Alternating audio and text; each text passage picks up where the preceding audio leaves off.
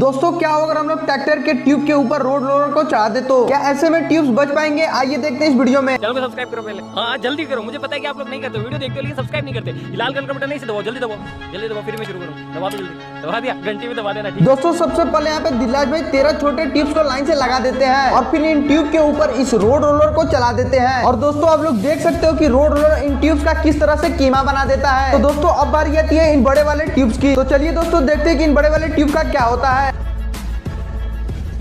तो फाइनली दोस्तों आप लोग देख सकते हो कि रोड रोलर इन ट्यूब्स को किस तरह से फोड़ देता है।